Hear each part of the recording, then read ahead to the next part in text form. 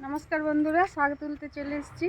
आज पाँचमिशाली शाक तुलबो দিয়ে রান্না হবে আর মাছের ঝোল, বড় মাছের ঝোল বানাবো। আপনারা দেখবেন পুরো ভিডিওটা।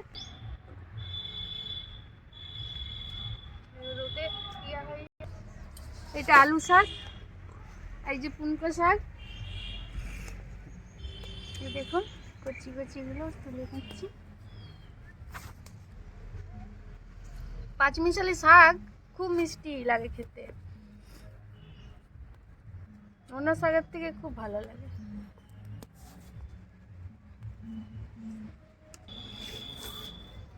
পালং শাক একটু,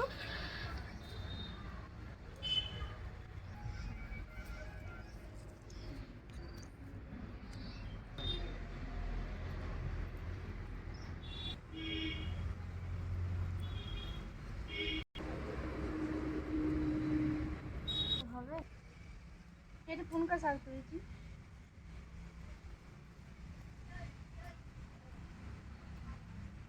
এই দেখুন কুমড়ো পাতা, এই হচ্ছে আর বড় হবে এখন অনেক, একদম কচি একদম কুমড়ো পাতা। এই দেখুন,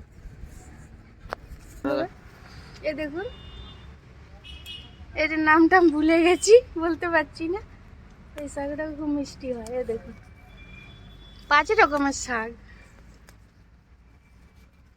এই দেখুন।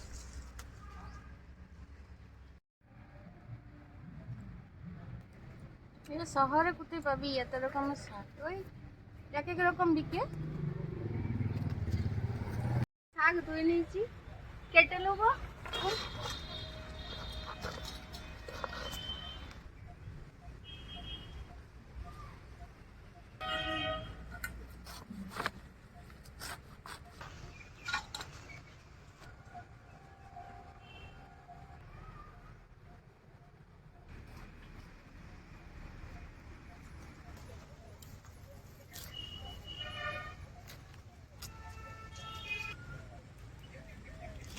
নিলে কমেই যাবে, কচি শাক তো।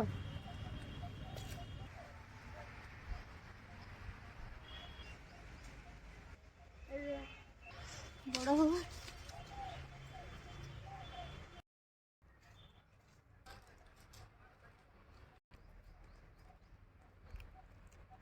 দেখুন বন্ধুরা, মাছ নিয়ে চলে এসেছি রান্না করতে। কড়াই বসিয়ে দিয়েছি, গরম হয়ে গেছে, তেল দিলাম।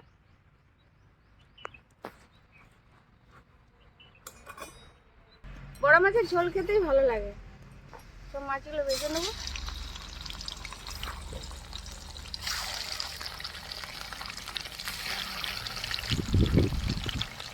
এই বাতাস দিচ্ছে না, খুব বাতাসে রান্না করাই।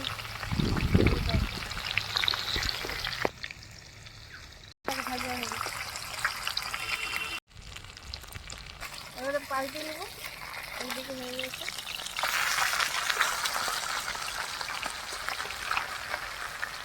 মাছগুলো ভাজা হয়ে গেছে, তুলে নেবো।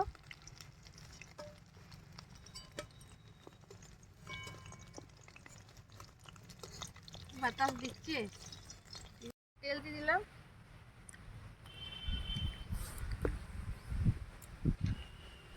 একটা শুকনো লঙ্কা, গোটা জিরে,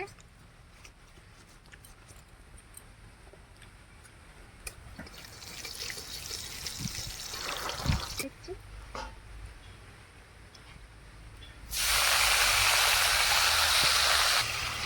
আচ্ছা, রান্না করলে তো আওয়াজ হবে।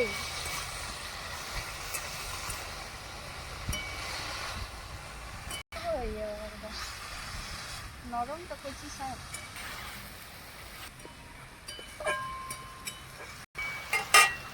পরে দেবো, শাকটা কমে যাবে একটু, ঢাকা দিয়ে দিলাম।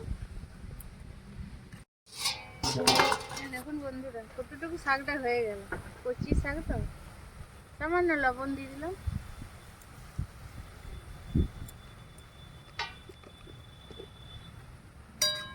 শাকে জল দিইনি, ওই জলেই সিদ্ধ হয়ে গেছে, শাকের জলে।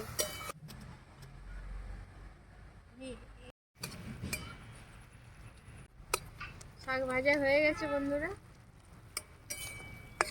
আর কি কি মেনু দেখুন, মাছের ঝোল, শাক ভাজা, এটা মাছের তেল ভাজা, আর স্কুলের আচারটা যে বানিয়েছিলাম ওইটা নিয়েছি।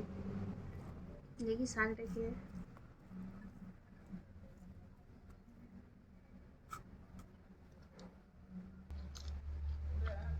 সত্যি বন্ধুরা, সব রকম শাক যদি একসাথে ভাজা হয় না মিশিয়ে, দারুণ টেস্ট, তো স্বাদেই আলাদা, দারুণ মিষ্টি।